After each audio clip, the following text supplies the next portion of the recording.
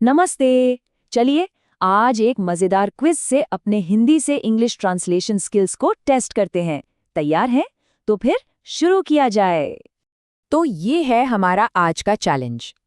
देखने में तो ये एक सिंपल सा ट्रांसलेशन एक्सरसाइज लग सकता है, लेकिन इसमें हम प्रोनाउंस और जेंडर जैसी थोड़ी ट्रिकी चीज़ों पर फोकस करेंगे। तो देखते हैं ये चैलेंज कौन कौन पूरा कर पाता है। ठीक है, तो सीधे मुद्दे पर आते हैं। हमारा पहला राउंड है नाम और पहचान के बारे में। हम लोग एकदम बेसिक से शुरू करेंगे, यानी खुद को और दूसरों को कैसे इंट्रोड्यूस करें। तो ये रहा पहला सवाल। वाक्य है, मेरा नाम गोविंद है। इसका सही इंग्लिश ट्रांसलेशन क्या होगा?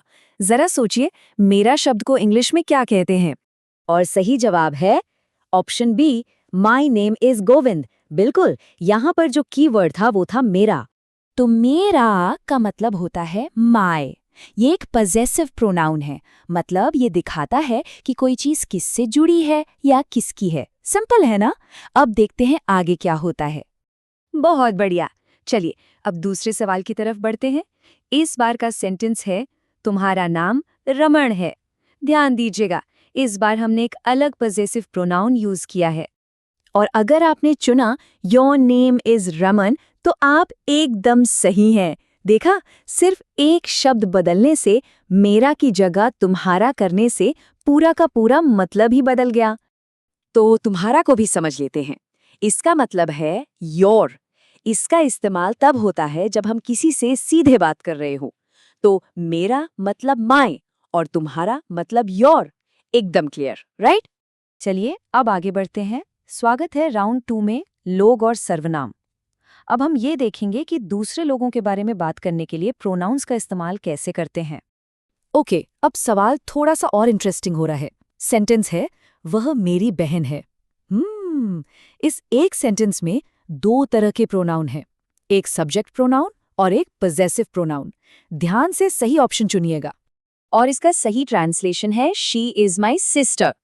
अब चलिए समझते हैं कि इन प्रोनाउंस में क्या खास बात है। यहाँ दो बहुत जरूरी बातें हैं। पहली, वह का मतलब ही भी हो सकता है और शी भी। हमें कैसे पता चला कि ये शी है? बहन शब्द से, कॉन्टेक्स्ट से, है ना? और दूसरी बात, हमने मेरा नहीं मेरी इस्तेमाल किया। क्यों? क्योंकि बहन एक फेमिनिन नाउन यानी स्त्रीलिंग संज्ञा है। हिंदी में ये जेंडर बहुत मैटर करता है। अगला सवाल फॉर्मल प्रोनाउन वे के बारे में है। ये अक्सर लोगों को कंफ्यूज कर देता है। तो वाक्य है, वे मिस्टर प्रसाद हैं। इसका सही ट्रांसलेशन क्या होगा?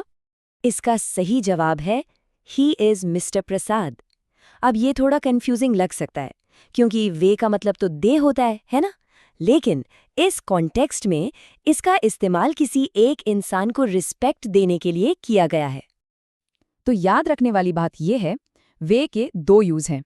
एक तो प्लूरल यानी दे के लिए, और दूसरा किसी एक व्यक्ति ही या शी को फॉर्मली या रिस्पेक्ट से एड्रेस करने के लिए। हमेशा की तरह कॉन्टेक्स्ट ही किंग है। बहुत बढ़िया। लीजिए हम आ गए हैं क्विज के फाइनल राउंड में। ये राउंड है पोजीशन के बारे में, मतलब किसका क्या है। खास तौर पर हम फोकस करेंगे हिज और हर पर। तो ये रहा हमारा आखिरी सवाल। उसके पिता मिस्टर तिवारी हैं। इसका सही ट्रांसलेशन क्या है? असली चैलेंज यहाँ पर सही थर्ड पर्सन पॉसेसिव प्रोनाउन को पहचानने का है। और इस चैलेंज का सही जवाब है his father is mister Tiwari. बहुत अच्छे, आपने ये क्विज लगभग पूरा कर ही लिया है। चलिए उसके शब्द को भी डिकोड करते हैं।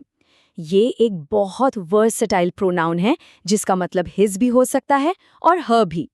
इसका असली मतलब हमें हमेशा बातचीत के कॉन्टेक्स्ट से ही पता चलता है। जैसे अगर हम पहले से किसी लड़के के बारे में बात कर रहे हैं, तो उसके पिता का मतलब हिज फादर ही होगा। क्विज में वाकई बहुत अच्छा परफॉर्म किया। अब जो कुछ भी हमने सीखा है उसे पक्का करने के लिए एक फाइनल रिकैप कर लेते हैं।